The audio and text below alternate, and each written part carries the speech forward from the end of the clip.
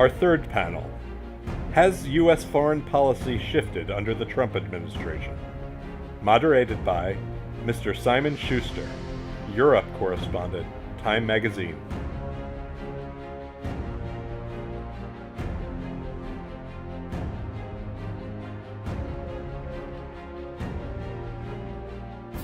Thank you so much for that introduction. I don't see a podium here, so I'll just use this microphone.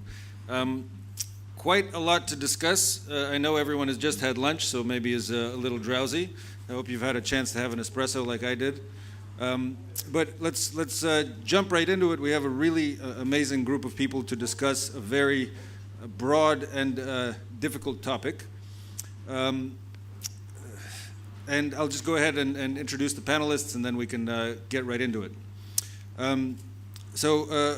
First we have Dr. Selmo Cikotic, advisor to the presidency of Bosnia and Herzegovina.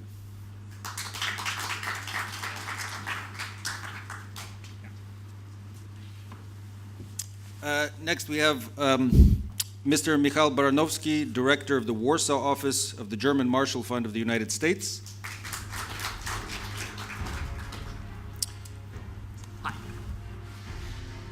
Mr. Dragan Šutanovac, former defense minister of Serbia.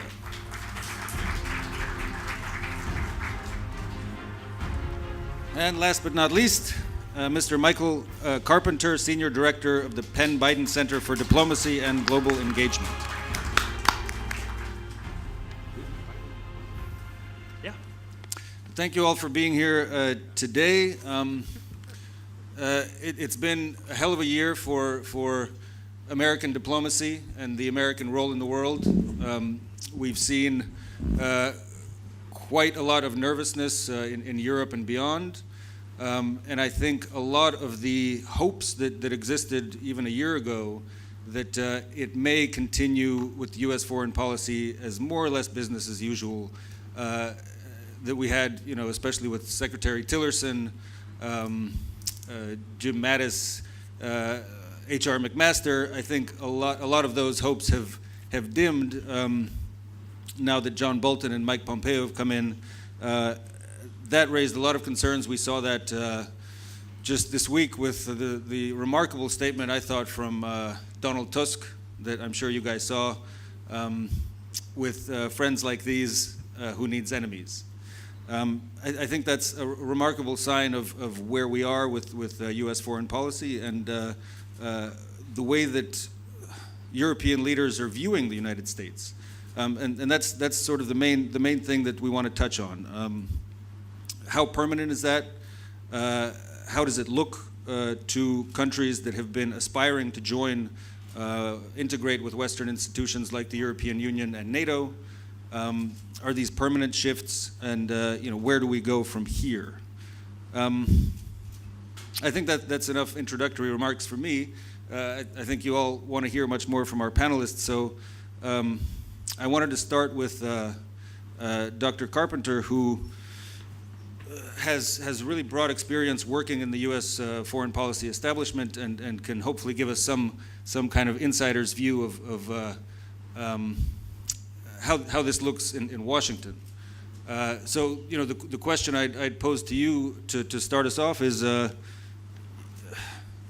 does this, the rhetoric at least of the Trump administration and the decisions that he has made in the past year, does that mark a permanent shift for the U.S. role in the world? Or is this a kind of bump in the road that we'll look back on 10 years from now and say, wow, wasn't that weird?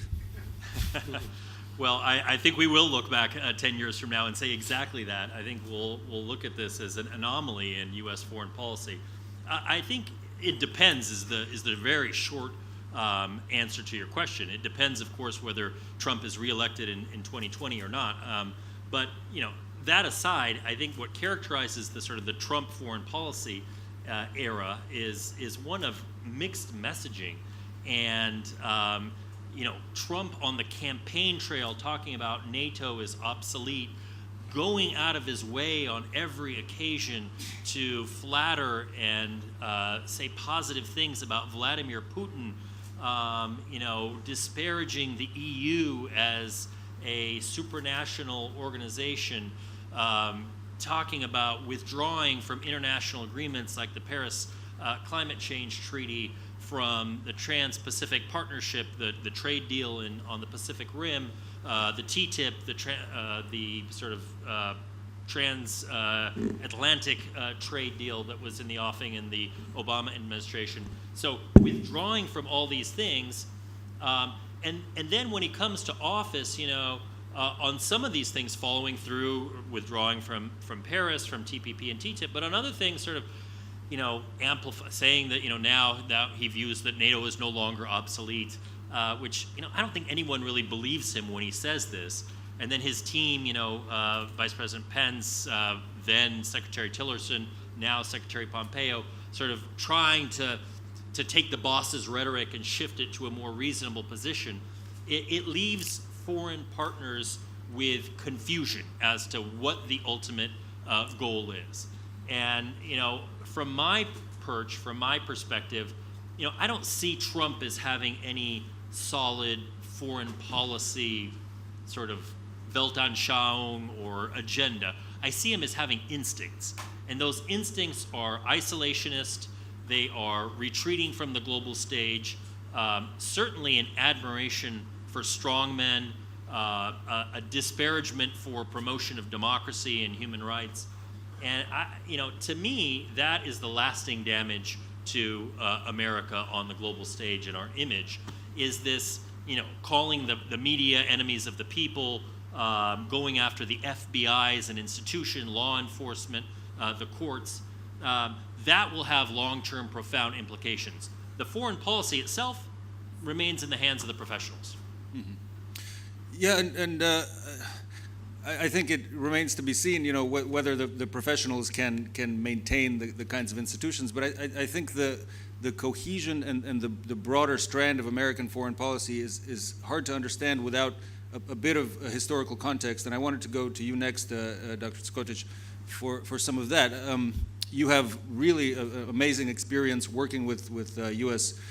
Foreign policy leaders and security officials. You were involved in 1995 in the Dayton talks. So I wanted to ask you, looking back then, 1995, there was the famous summit when the Dayton Accords were signed. We had Chancellor Kohl, President Clinton, I think John Major, Prime Minister Chernomyrdin representing Russia. And there seemed to be, a broad kind of cohesion of these leaders working together, even with Russia, to resolve a very important crisis in Europe. Looking back to that experience, how does it compare to the way that Europe and the U.S. and the great Western powers work together nowadays? Well, if we want to compare the set of circumstances present in those days with the ones that we have today, we need to keep in mind that a lot of things have changed meanwhile. In those days, Europe was still the center of the world gravity in many domains of power, which is not any longer. The role of leadership in Europe in particular has dramatically shifted, migrating from the European states.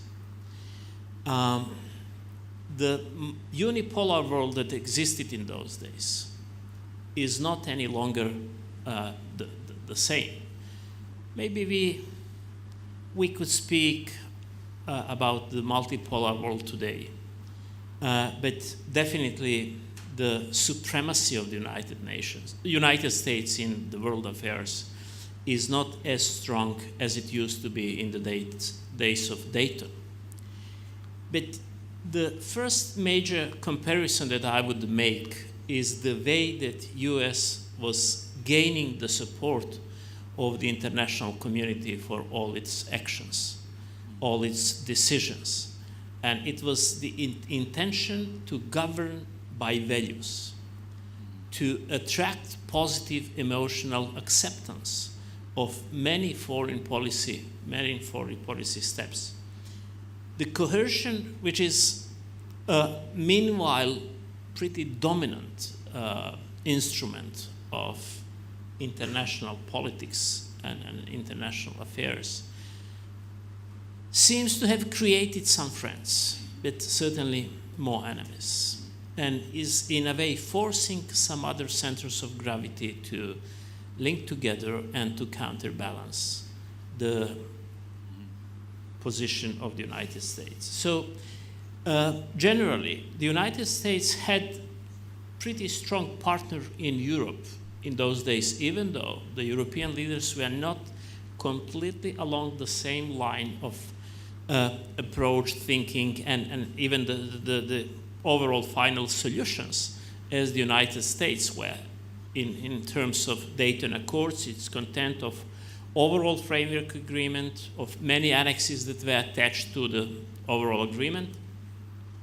But you could feel the cohesion on some of the general lines of the foreign policy. It's the situation today seems to be much more fuzzy, foggy, unpredictable, and it could not be compared with the one of 2.5 decades ago if you want to draw some comparison lines of major elements of the situation and solutions. And if I could ask, a quick kind of yes or no follow-up, given the cohesion or lack thereof of the Western powers and the relationship with Russia, could you imagine, if, God forbid, a crisis like that were to emerge today, that those powers that were involved in the Dayton Accords could come together and find a similarly acceptable solution, that kind of level of diplomacy could happen again now? Do you think that's possible? In a way it is, because Russia was member of the contact group, and remember the contact group defined that 49-51 breakdown of territories, which served as a starting point for the overall solution. So it's still possible. All right. In a way, not comparable with the one at those days. All right. Well, I wanted to turn next to Mr. Šutanovac for the Serbian perspective, because I get the impression, at least, covering Europe, writing about Europe, that Serbia finds itself in many ways between the at least two of the poles in this emerging multipolar world. And I wanted to ask you, how does it look from Serbia's perspective as you see the cohesion, the alliance between the U.S. and EU weakening visibly, I think. Does that make the partnership with Russia more attractive to you and your country? Well, I must say that several days ago was in Belgrade Kerry Lewandowski, who was chief of the campaign of Mr. Trump. And I was listening to him very carefully, and he almost convinced me that Mr. Trump is really the best guy to lead the States.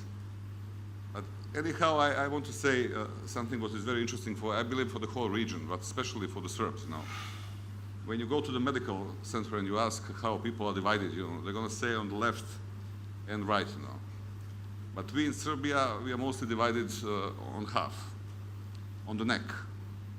And our heart, mostly, is turned on Russia. If you ask ordinary people who do most like their country after the Serbia, they're going to say Russia.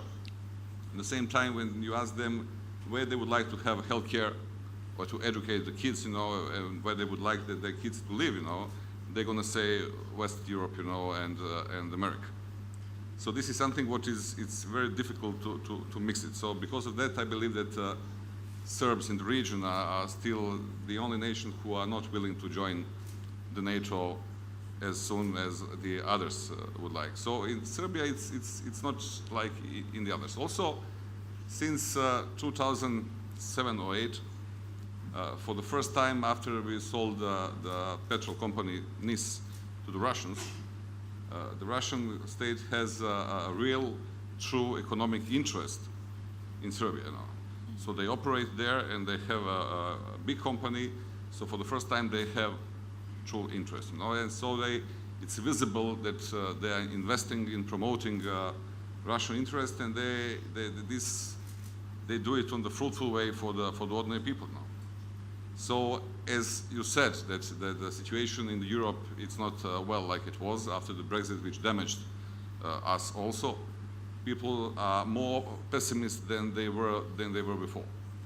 What was very interesting also during the campaign, the Serbian nationalists in Belgrade and in Serbia, they openly supported Trump, you know, and they even made the front pages, you know, that Trump is a Serbian brother, you know, he's a bro, you know, and they loved him. But now it doesn't look like this, because we are coming to the final solutions for the Kosovo, and they expected I don't know what. And also what I think is visible, and I agree that Mr. Trump is dealing by instincts, but he's a serious businessman, you know, and he trusts himself more than to the advisors, you know. And Mr. Lewandowski said that on the meeting, let Trump be Trump. Let Trump be Trump. And if I could clarify one thing, the nationalists that you mentioned, what were they looking to Trump for? What did he represent for them politically or civilizationally? I'm a Democrat, you know, and we had a campaign in Serbia, and we called Life on the First Place. The nationalists, you know, they say Serbia on the first place, and this is like Serbia America first. Like America first now. So it sounds to them, you know, that he is a Republican, he is more right, he will understand Serbs who are more right, etc.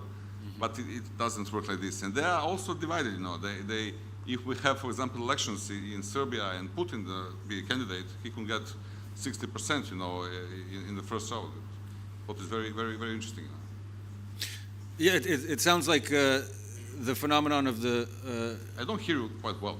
I'm sorry. Yeah, it sounds like the phenomenon of the nationalist international, where Trump has sort of become a symbol for various more isolationist or nationalist forces that kind of cling on to some of his rhetoric, even if it's not quite clear what they have to gain for the country. I wanted to turn next to Mr. Baranovsky to help us look a little bit into the future on some of these issues.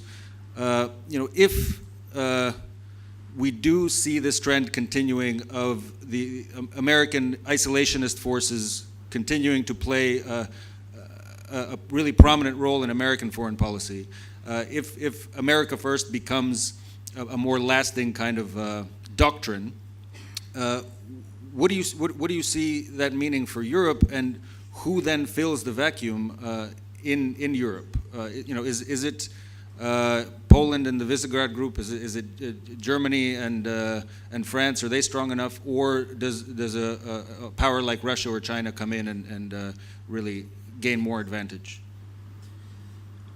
First of all, it's fantastic to be here. I was joking with Damon that the music, Damon Wilson, that the music playing ahead of all the panels is very appropriate for our discussion. It's called, for those who haven't checked it, it's called Two Steps from Hell. And I want to be, it's not one step, it's two steps, so let me try to be the person who is slightly more optimistic on the panel, because otherwise I think we all would be very, very sad. Let me first start, and I'm also, there's plenty of pessimism to the situation, but let's point to a couple things that we haven't yet touched upon. One, Trump is not entirely America. He is the president. His administration is not Trump-like yet. What Mike Carpenter described in the beginning, the inconsistencies, come out from the fact that we live really in parallel realities. You have the reality of the Oval Office, because it's not even the whole White House. We'll see how it's going to be with John Bolton. That is very unpredictable, that runs on instinct, tweets. And then you have really much more mainstream administration, especially when you look from Warsaw. The Department of Defense is a key one. Department of State, with friends like Wes Mitchell running the European Bureau. You see actually people that you would see there if Marco Rubio was the president, or other mainstream Republican. So I think we should remember that, and then the question about the future is, who wins in this? does the president remake the administration and the entire policy in his image, or does this dance continue? The second point I would say, which is something that the Minister Sikorski raised in the previous panel, I mean, the America staying back a little bit, it's not something that started with Trump. We think of Obama as much more of an internationalist president, but if you followed exactly the interviews he gave to The Atlantic toward the end of his presidency, he really described at least very balanced view of the depth of US engagement. And then for us in Europe, the question is, does US focuses on main challenger that it will have in China, or will it remain European power? And what we are seeing right now, again, from the first year and a half of Trump administration, well, we actually see, especially when you are on the eastern flank of the alliance, more troops pouring in, more funding through the European Deterrence Initiative. So, this is maybe down the road they might pull out, but I wouldn't be so very pessimistic. Then you ask about alternatives, and here I'm very pessimistic. There are no alternatives. The alternative, China and Russia are not good alternatives, I think, if you live in our neighborhood. We've been there, done that, doesn't end well. I wish that EU could come together and be strong enough of international and security and defense actor to be able to provide a real defense in the European neighborhood, but we are very far from it. We don't even have to go to the 2% debate to see this. So, this is my attempt to throw in a little bit of more positive light without liking what President Trump himself represents. The biggest trouble, I think, that if we look down the road, is that with that kind of leadership, he has a big chance of undermining the global international world order on which NATO and EU also depends for its survival and health. Thank you. Yeah, and I wanted to pick up on something you said, that in some ways what Trump has been saying and doing is a continuation of some trends that we saw under Obama. And Dr. Carpenter, I wanted to go to you on that. I mean, you mentioned the Atlantic interview. President Obama famously referred to some NATO allies as free riders, I think, in that interview. I think we all remember the leaked telephone conversation with Victoria Nuland, where she said something about the EU that you might expect John Bolton to say in private or in public. But what do you say to people who suggest that the difference between Trump and Obama is more a difference of style, that it is a continuation of a long simmering, long brewing trend in the American establishment? Well, it's not a difference of style alone. It's a difference of values. I mean, look, Donald Trump all but endorsed Marine Le Pen in the French presidential elections. President Obama would have never done something like that. I already referred to his comments about, the media as enemies of the people. I mean, just go back and look at the things he's actually said on the record, not behind closed doors, on the record. One of his greatest idols in European politics is Nigel Farage.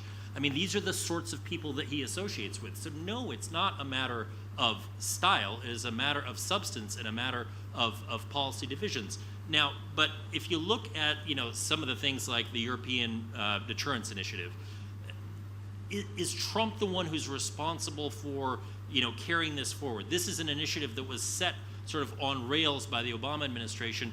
It's been increased every year by Congress, and it and so the fiscal year 2019 request is $6.5 billion. That's great, but this has been a growing trend over time. I think you have to look, again, as I said, it's a dichotomy. You have to look at what the foreign policy establishment is trying to do. Guys like Jim Mattis, who I highly respect, who I think is trying to sort of keep the ship of state on the right course. I'm critical of Mike Pompeo, but I think he's, largely trying to do the same thing, albeit with much more of a partisan bent. But look at statements from the White House. I mean, they are really sort of unhinged from the tradition of U.S. foreign policy going back more than 50 years. I mean, this is a break in terms of what we represent to the world. Look at Trump's, for example, policy on siding with Saudi Arabia against Qatar, something that was deeply opposed by then Secretary of State Rex Tillerson. Again, guided by instincts, but maybe not just by instincts, but also guided by personal interest. Now we are seeing allegations that representatives of Saudi Arabia met with the Trump campaign. The same thing applies to, obviously, Russians. There were numerous contacts. And so it's not just instincts, but it's buttressed by, frankly, rather shady dealings that we're going to learn more about as the Mueller investigation goes forward. And I wanted to pick up on what you said about the way that the U.S. represents itself and the way the world sees the United States and its values and what it stands for. I think that is a marked difference between the Obama administration and the Trump administration, the way that it sort of projects an image of the United States. But can I just jump in one more thing? So look, I mean, there are certain elements of continuity here in terms of demanding that our allies pay their fair share for collective defense. That was, when I was in the Pentagon, that was the first thing, the defense officials in the room know that was the first thing I often led off a discussion with. That is entirely appropriate. Trump's desire to pull back the vastly overextended U.S. military footprint around the world is also not unreasonable. So there are elements of this, I'm very critical of the Trump administration, but let's admit there are elements of this that are called for and are reasonable. Yes, our European allies should be paying a lot more for their own defense, and we've been saying that for years. So he is not wrong to do that, but it's the embrace of dictators. It's the lavish praise of Vladimir Putin when confronted on live TV saying that he kills members of his own society and saying, well, what about the U.S.? It's that type of rhetoric that I find deeply disturbing. Sure, and as a journalist, I can tell you I find deeply disturbing being called an enemy of the people, and I think my colleagues here in the audience would agree with that. And that goes back to values, especially in countries where the tradition of a free press is not as deeply rooted. I think that sends an important signal. But if we could stick to security issues, this being the Atlantic Council for a moment, and touch on NATO again. So.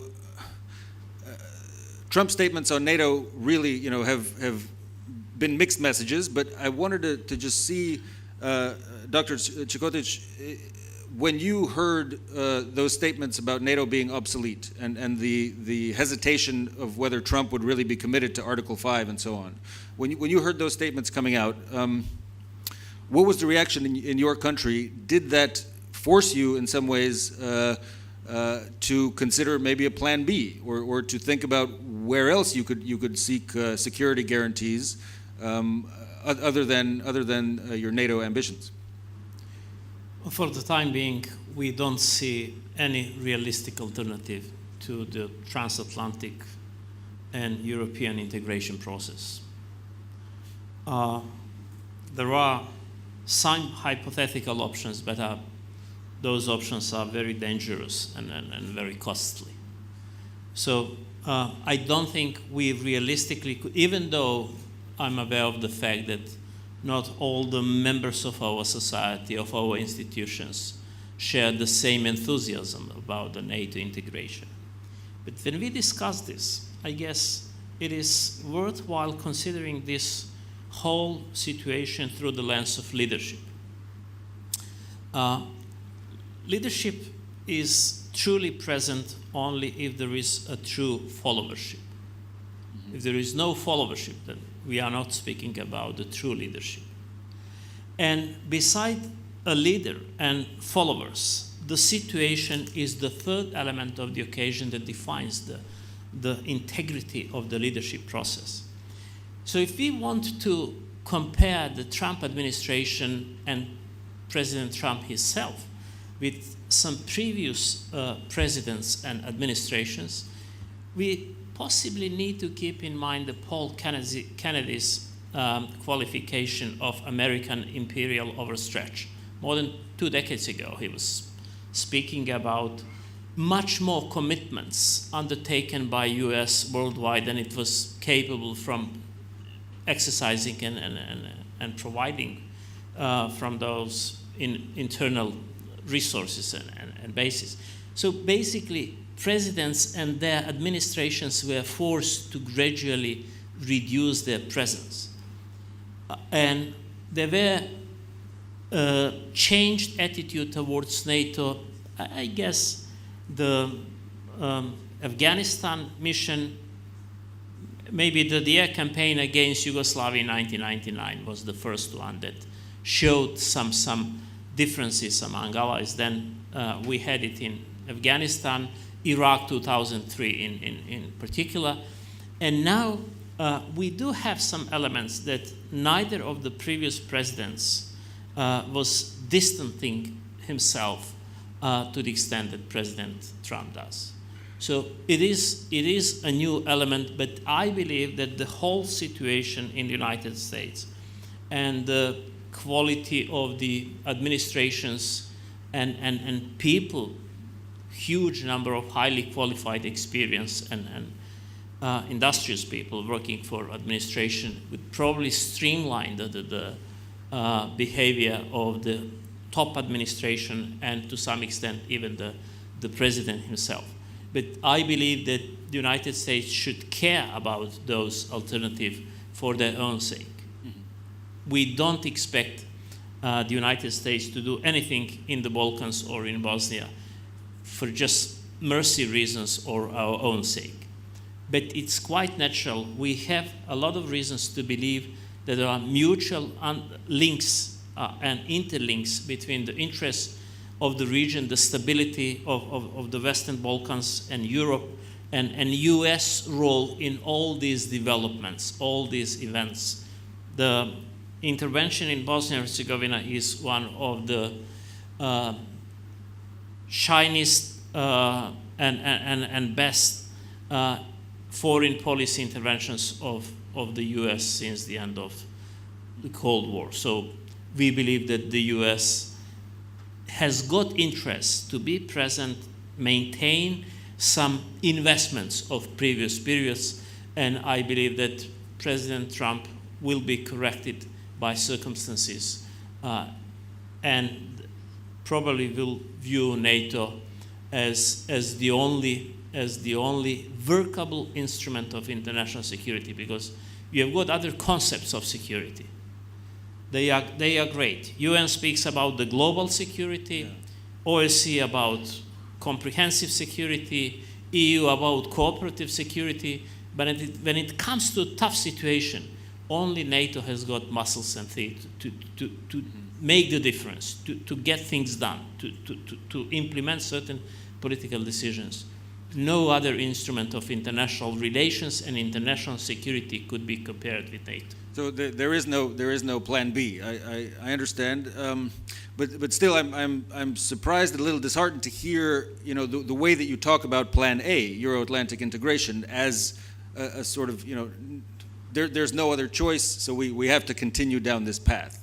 It's not exactly the kind of ringing values-based endorsement of the shining city on the hill that the United States, I think, once represented to many people in this region. I think prosperity still is there, but in terms of plans B, I think Serbia is again in a unique and very interesting position. As you said, the heart of a lot of Serbian people lies with Russia. There is some kind of third way that you alluded to in your first remarks. Do you think that could work for other countries in the region? Again, if the U.S. continues to pull back, or is Serbia really in a unique position? I think also that there is no second way. I think that only EU is the possible way for the whole region. If you saw what Prime Minister Zaev he tweeted yesterday, that they are already finished the agreement between Macedonia and Greece, and he said that they are expecting to have invitation for the NATO during the July. So we're going to have almost whole circle. I said we are although we are in ghetto, or we are in paradise, but we're going to be in a circle. All around us will be NATO countries now. But I would like to say something about this, what you mentioned about NATO and Mr. Trump. And I remember I had this opportunity to meet Mr. Vice President, Mr. Biden, when he was in Belgrade, you know. And the best part of Serbia and American cooperation was the meal cooperation during my term. I was a 5.5 years Minister of Defense of Serbia. You know. And I also had a meeting with Mr. Bob Gates, and he was complaining on the NATO alliance countries from the Europe who do not participate enough in the budget, you know, and they do not invest in their own security. And this is let's say, security and politics, you know. But I think that Mr. Trump, he has a sense for the business, you know.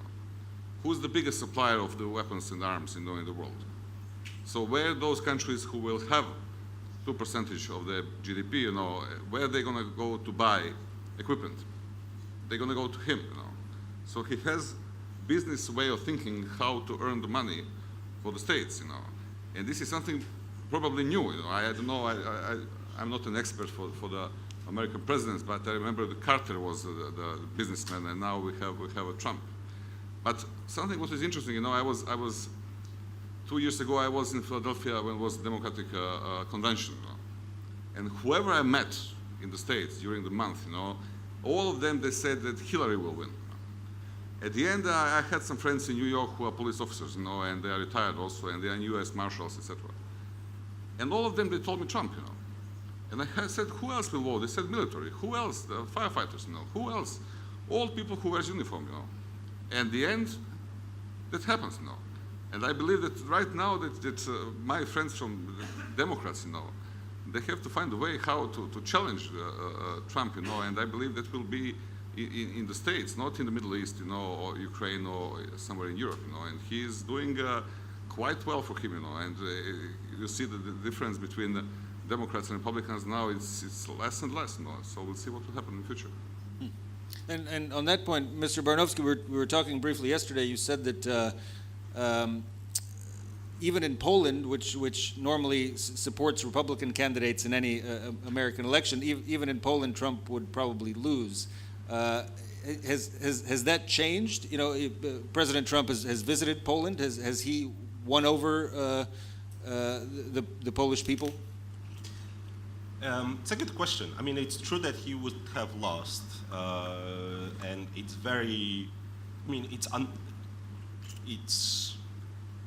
it was based on what Trump and Clinton were saying in the campaign, right? I mean, Clinton was hawkish, centrist Democrat, and there was a very little worry that the first move of the Clinton administration would be a reset policy.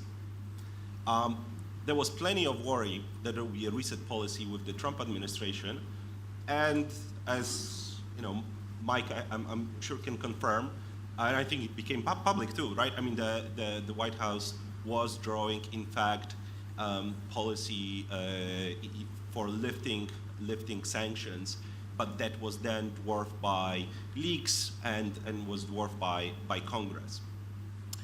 Interestingly, when you in the sort of strategic community, the concerns that Mike raised about President Trump talking very positively about Putin and other strongmen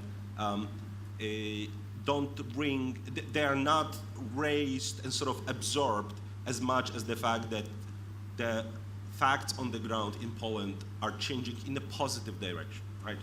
5,000 troops. I mean, yes, it is a continuation of what Obama administration has started, but it's quite an increase. Now, Trump did visit last year, and it was a huge success for both him and the government. There is an aspect of ideological affiliation, maybe, or there are things that ring true for both the government and Trump. That was part of this. Big part of it was that he just gave a huge speech about Polish history, so everyone liked it. You had to listen to it with a very much Washington ear to really understand the discussion about what is the definition of Western civilization, to have the political, to have the sort of polarizing aspect of the speech. But again, Poland and other countries that are flank countries that, for us, the security aspect will be the most important. But these countries are, first of all, pro-American rather than not pro-Trump only, right? So this would not be if there was in the next election President Biden would win over Trump. Would this be something that would be welcomed? Fingers crossed. Absolutely. Because the flank states will remain American, pro-American, to some extent, regardless of who is sitting in the White House. But a quick follow-up, in the Polish example, and in terms of its position within the EU, yeah, the kinds of values that Trump projects and the statements that he makes, have you felt in Poland that kind of untying the hands in some ways politically for parts of the Polish establishment that are more nationalist, that do seek to limit powers of the judiciary, of the free press? Do you see them looking at Trump and saying, well, if in the United States the free media is the enemy of the people, then why should we listen to the EU when it shakes its finger at us and tells us to behave? So this is a very good and somewhat tricky question. When it comes to the media, unfortunately, I would say, both President Trump and President Duda during the last year visit were sort of joking about fake news. That's not great. That's not good at all. For Poland's political and economic transition, having the US as this shining city on the hill that you mentioned was absolutely key. Now the relationship is much more focusing on security and defense, which is important, but in my view, in view of some others, shouldn't be overweighing the relationship. There is also, because of Warsaw's problems with Brussels/Berlin and other places, there is a tendency to think of sort of bilateralizing the relationship with the US to the detriment of Poland fitting in the broader EU and NATO framework. So if you have the great buddy across the ocean who has your back, well, maybe you can be a little bit, relax a little bit when it comes to the relations with other Europeans.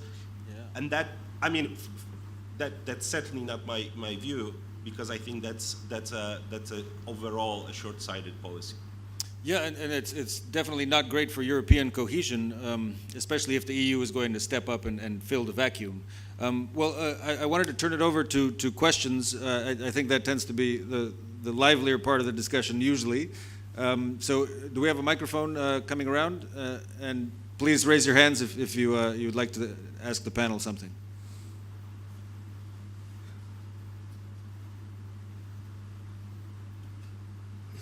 Any takers?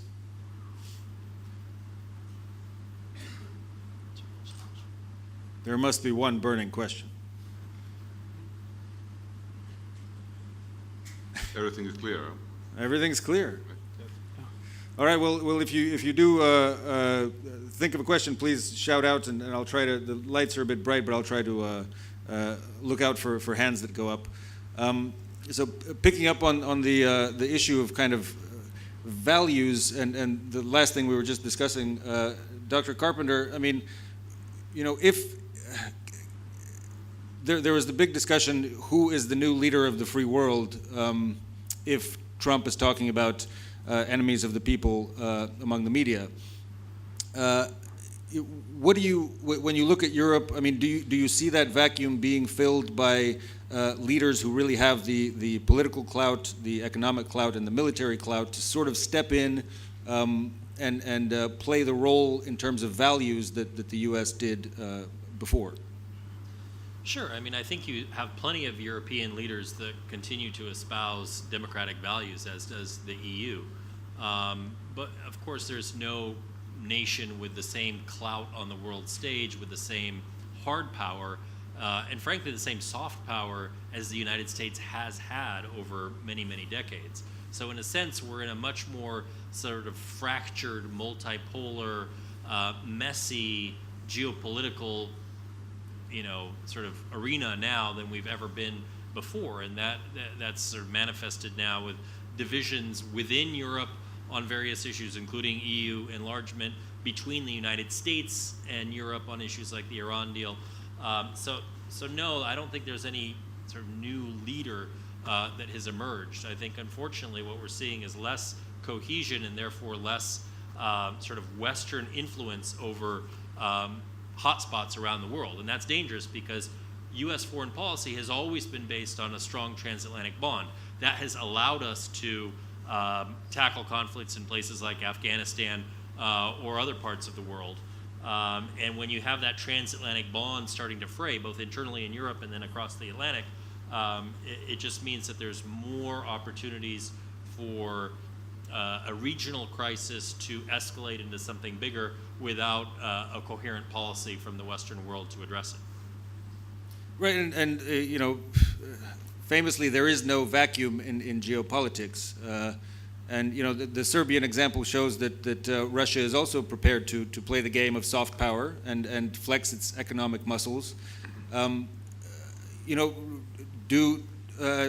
open this up to anyone who wants to take a crack at it. Do you all see the balance of power shifting to the east in the past year and a few months under Trump? Do you see Russia, picking up the slack that the U.S. has left in Europe under the Trump administration? If I may say, if you listen what President Jukanovic said today, and he mentioned three, let's say, threats, at the end he said that the third part tried to be included, and we had it here in Montenegro. We almost had it in Macedonia. It was not soft power, it was real power, and very serious. What I said to Mr. President Jukanovic, that because of the bad PR, even people in Montenegro did not trust what really happened and what would happen in Montenegro, but was very, very, very serious, So there are a group of people somewhere there, who are trying to deal with the problems, which is not just soft land. But the Serbia is under, and I don't think just Serbia, but I'm telling about Serbia now, we are under the attack of fake news, the production of fake news, and especially for the Balkans, who are now discovered Twitter, and coming from what sources? Russia specifically? I believe that there are at least 30, 40 different websites who are founded by East founders, and they produce so many, fake news that if you read it, you will think that everything, the best comes from the East. I won't say just Russia. For example, right now the most sellable news, let's say, magazine is a health doctor from Russia, and everybody's buying that. It costs I don't know 10 cents, something like this. So they are coming, and they will have a bigger and bigger influence through the TV broadcaster agencies now. So for the first time, you can see the Russian TV on broadcasting in Serbia. Right, but you can't really build a civilization around fake news. Do you see Russia presenting some kind of ideological vision or idea, right? Putin likes to call this the national idea that could, or the Russian world that could appeal to other countries. I mean, is there a vision for a kind of international union that President Putin presents that could rival what the U.S. represents or what the U.S. represented, depending on your point of view? If I may add, I do not see some serious vision. I see that we are like a stone in the shoe, troublemakers, not move Spoilers. anywhere. Don't move anywhere, stay where we are, status quo, the troublemakers. Serbs are wealthy to do it all. And something what is very interesting, that this year we are celebrating 100 years anniversary when the Serbian flag was on the Capitol Hill, after the First World War. And we are now in the worst relationship with the States since 1999 now. So this is something what is very interesting. We had a very fruitful cooperation with the States. With always we were in the same alliance until 95 or 99. So this is something what has to be changed. And when you have this fake news, they produce, you cannot imagine what you can read, and simply people who do not have possibility to hear what is the truth, they buy it for nothing, Yeah, Dr. Carpenter, Can I just jump in on this? So, I tend to agree that Russia doesn't have any kind of attractive ideology that would be receptive or that would find reception in the region. The Eurasian Economic Union is not really an option for anyone in this region, nor is it frankly popular amongst Russia's neighbors in the sort of former Soviet Union. But what is gaining traction in the last 5 years, maybe a little bit longer, is this notion that illiberal democracy can deliver results for the people. I mean, this is what Orban is peddling in Hungary. This is what Erdogan is peddling in Turkey. And frankly, we're seeing now a global retreat of democracy and a growth of authoritarianism. And this is what's dangerous also about the Trump phenomenon, is that, this is how I see it. If Erdogan is is Putin light, and Orban is Erdogan light, Trump is sort of Orban light. It's no joke. I mean, it's the criticism of the media. It's the lack of investment in democratic values. It's the crony capitalist element of all of those folks that I just mentioned. And this is, sort of gaining traction amongst countries, I think, across Europe and beyond, who believe that, well, maybe this is an attractive model, or maybe it is a model that works. I think over the long run, it's not, and they will be, the competition, sort of the Darwinian survival of the fittest, will prove that liberal democracies are still the strongest and most competitive system. But right now, at this moment in time, illiberal democracy is making a strong ascent. Well, I mean, it's a strong argument that Mike just put forward. I mean, the biggest danger that I see is in Putin's success to an extent is less in any of our countries emulating Russia or thinking of an alliance with Russia or in any way, but it's in dividing us internally, both within countries and within the West. So what we are seeing in Poland, for example, is that there is a Russian sponsorship of Polish-Ukrainian disputes, right? What we saw in the United States is, I mean, now it's coming out. It's not only support for one candidate, but support for racist remarks. I mean, basically polarizing us, because if we are divided internally, we have a much less of a chance to stand up to Russia that is, in real terms, weak, right? I mean, it's as Mike said. I mean, no one out of their own will is following Russia at this point. I mean, the areas that, the places that the real hardcore strategy that Russia is following is to divide us internally, but also in its closest neighborhood is to have a frozen conflict in each of the neighboring countries, right? It's true in Ukraine, it's true in Georgia, it's to some extent, I mean, Belarus is a little bit different case. We talked about the situation in Poland a little bit with Mike before the panel, when there is a presidential plane from the 2010 Smolensk crash that has not been yet returned. This is very much, their strategy is to pull our chain. Unfortunately, this is dangerous. I don't think we are all turning into little Russias, but it's enough to keep us off balance unless we can regroup and use that the unity in both dealing with Putin, but dealing with in unity with all the challenges that we are now seeing very much undermining the rule-based international order. And I think we did have a question come up, gentleman there. Thank you. Greg Rowett, Institute for Statecraft. You mentioned how the liberal democracies are the biggest, the strongest. But in a Darwinian ecosystem, it's not the biggest or the strongest that survive, it's those who are most able to adapt to the situation that they're facing. Do you think that Western liberal democracies and their institutions are able to effectively adapt and keep up with the rate of change that society is facing at the moment? Well, I guess that I'll take the question. I think they are. I think if you look long term in terms of the generation of innovative technologies, the capability to grow at a sustained rate because your society is protecting intellectual property rights and is spurring the type of ecosystem that fosters innovation, new products, new markets, etc.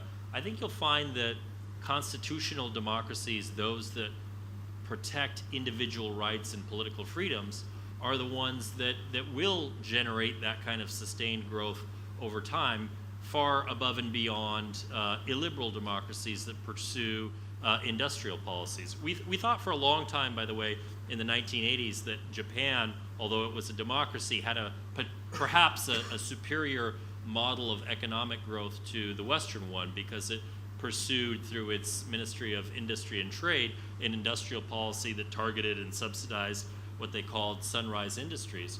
In the long run, that proved to be actually too much state intervention. In a sense, Japan lost out on the possibility of generating and sustaining innovation over an extended period of time. So I'm convinced that liberal democracies will win out in this competition. They will adapt much more successfully than other states. But post-financial crisis, especially the last 10 years, I'd say we're in a bit of a funk. And that's being reflected in the politics of Europe, especially, although there's other factors like migration and other things, Russia being a factor that play into this. But I'm convinced over the long run there is no alternative to open societies that foster the types of, as I say, innovation that ultimately drives both the economy and therefore national security and hard power. Yeah, please. I mean, I fully agree with what Mike said. It is, though, a moment where it's a statement of faith based on very long history, but this is precisely what's at stake right now, right? Whether liberal, because the crisis that we are seeing in populism is not a crisis of democracy overall, it's a crisis of liberal democracy. And it's a question whether the populists, and I'm not using this necessarily in a derogatory, not in that derogatory sense only. I mean, there are, and Trump is certainly not the only one who identify real needs of electorate that was not met by the previous elites, or maybe even overall elites, or at least by the previous administration. It's certainly true in Poland and other places. Now the question is if the liberal democracies can address those needs that are both on the economic side, given the big inequalities and some continuous problem from the economic crisis, but also on the side of identity. So I think the proof is in the pudding. It's just really, really important pudding, right? I mean, it's because, and I'm with Mike, but it's a bit of, because we stand for those values. But I think this is what, if we look back in 20, 30 years, this will be the defining moment in history where this, where this, we'll see where this trend bends, I would say. Yeah, and if I could follow up on that, yeah, please, go ahead. Just want to pick up upon the statements of previous speakers, basically sharing the same attitude.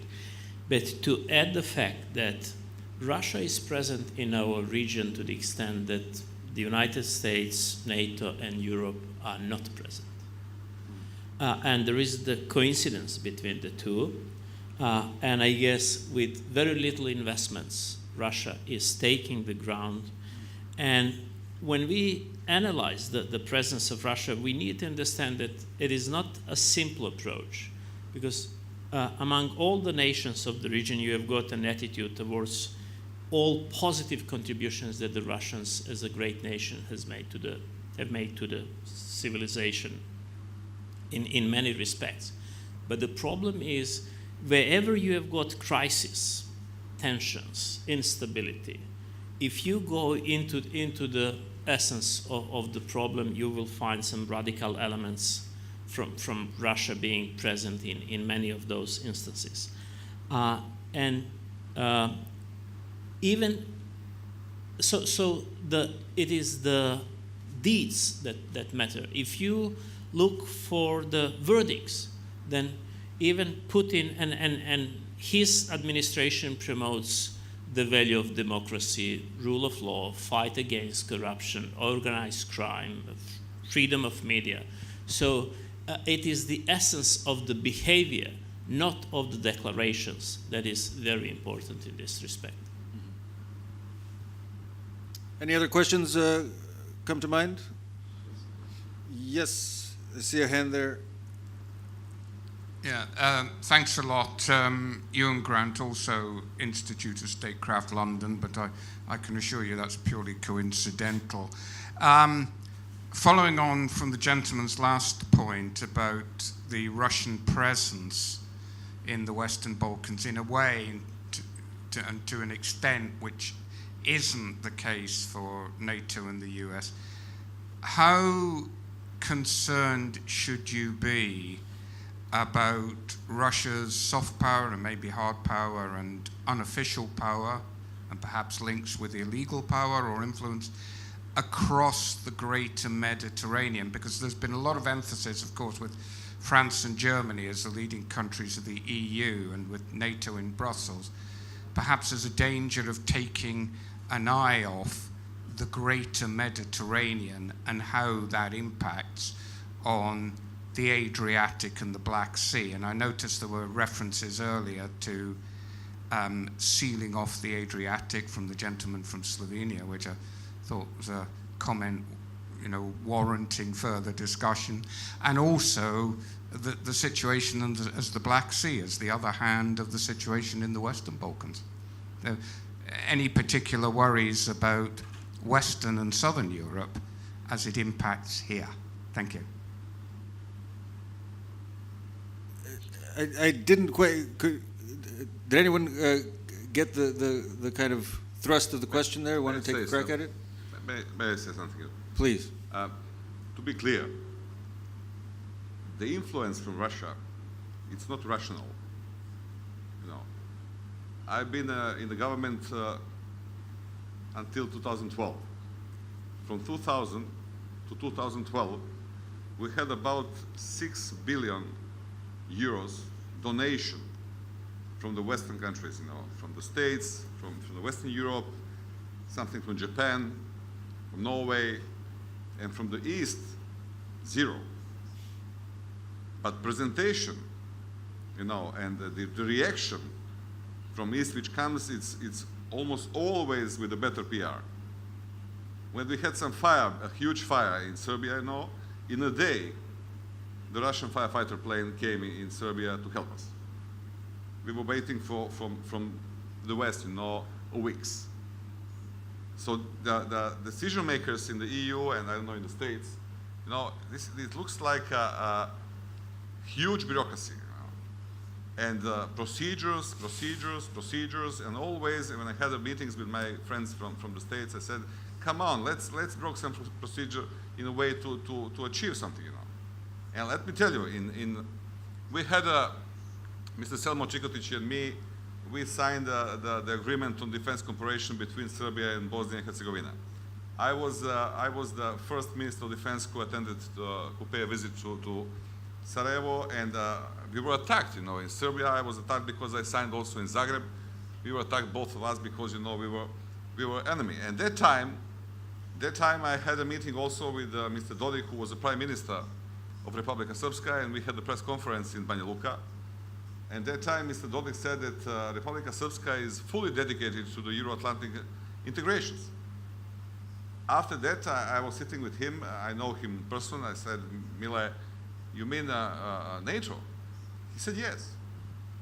After that, I spoke with Mr. Veshbo, who was Deputy Secretary of Defense, and I told him that Republika Srpska is willing to join the NATO. And he started to explain me what we heard today also from the Minister of Defense from Bosnia and Herzegovina about some military property. And I told him, I'm speaking with you about strategic orientation of the whole region, and you are killing the bull for one stake, How much it costs those property, Is it $1 million or 2 million, 100 or nothing? Nobody knows.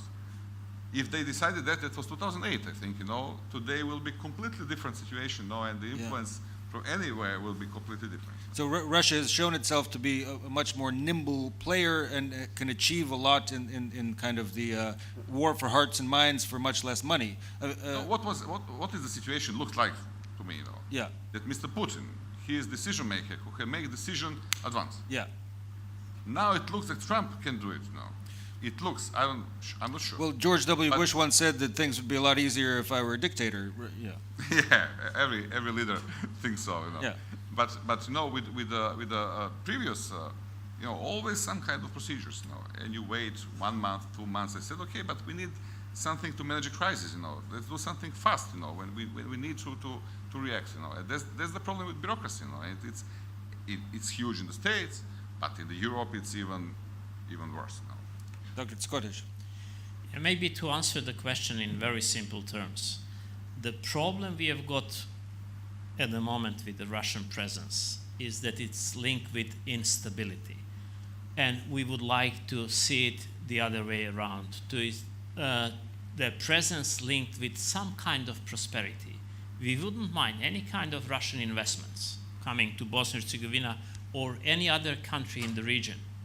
But the problem is, Dodik, as mentioned already, as a leader from Bosnia and Herzegovina, very much leaning towards Russia, was disappointed when he heard that the economic exchange with Russia was the smallest one for the entity he represents.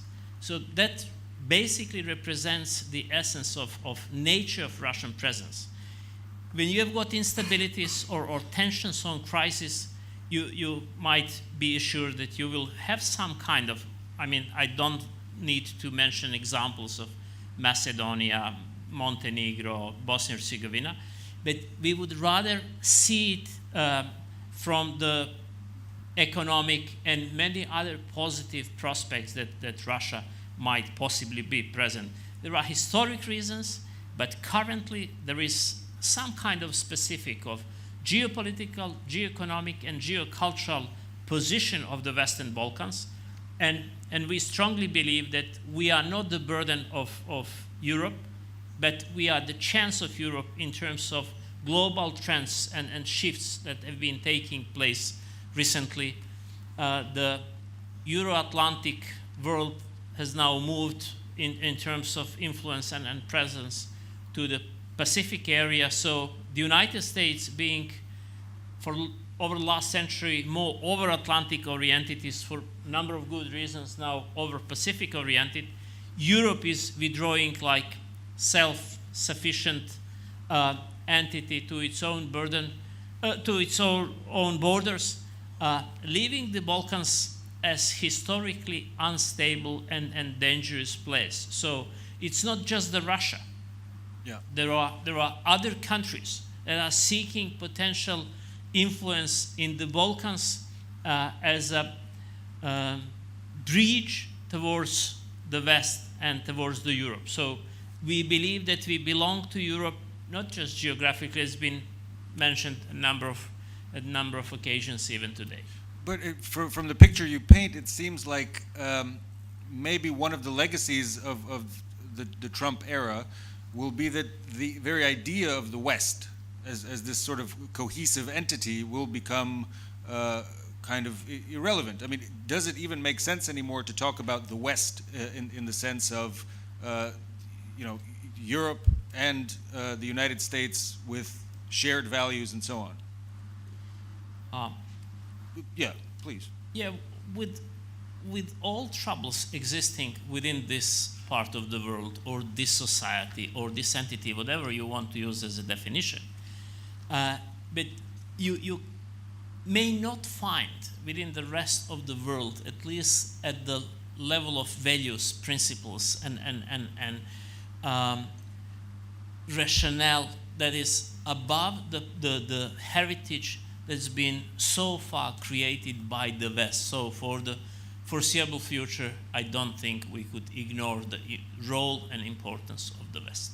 Again, there's no plan B.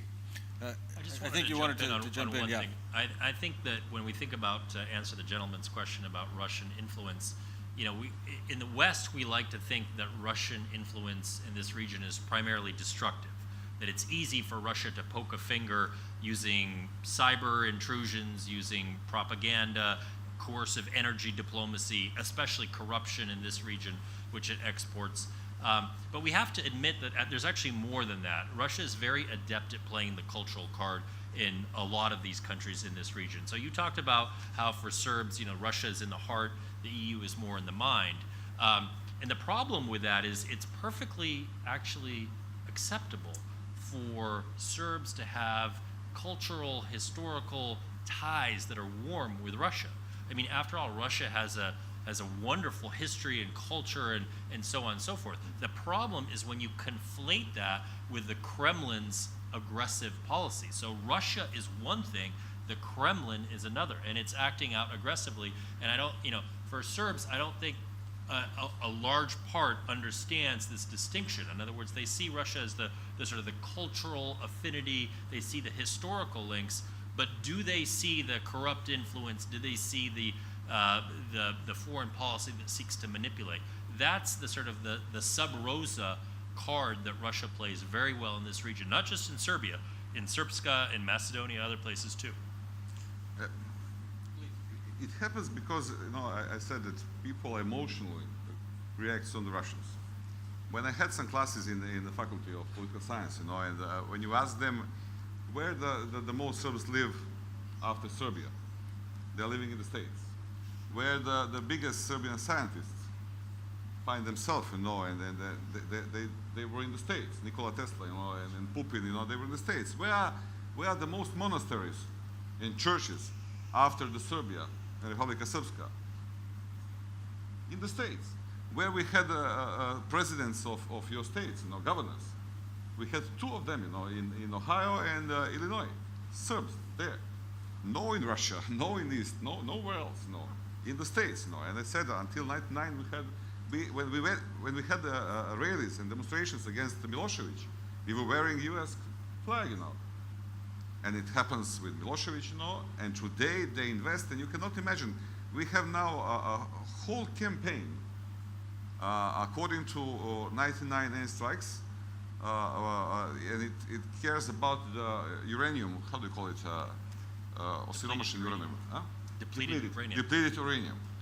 And it's a whole campaign, and you can see when it's propaganda. But from the other side, there's nobody. Yeah. So this is the problem: is that you have in Belgrade, you have Putin, you have Deputy Prime Minister Rogozin, you have any number of Duma members visiting every week. But I do not have no one from the States. No one from the States. That is a problem. But let me tell you, as I said, I'm a Democrat. The IRI and NDI, they left Serbia. IRI completely, NDI, during the Obama administration. Big mistake. Big mistake. Now they're trying to come back. I will have some meeting with USAID these days in Belgrade, try to improve them to come back as soon as possible, because it's not possible to make a campaign, from somewhere, because they are present, in Serbia. Can you imagine that you have military campuses in Russia where they take the kids from the military guys who died during the '99, and they take them there to train them with the guns, with the military equipment, People go there for the month. They say, this is the campus. It's like, when you're going to education. For what purpose education? To be a warrior, who cares about it? But it's, for the young people, this is something what is fancy, Well, I'll give you another example. When I was in the Pentagon, right, and I would visit the Serbian Minister of Defense, what we discovered was the U.S. bilaterally with Serbia in the year 2016, we'd had 140 military-to-military events. You know how many you had with Russia? 10 times less, maybe 20 Yes, times less. precisely, around 35.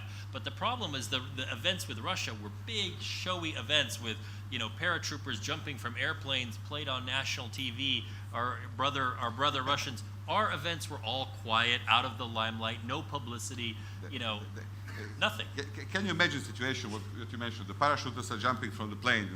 One parachuter has a Russian flag, another one has a Serbian flag. And the parachutes are donation from the States.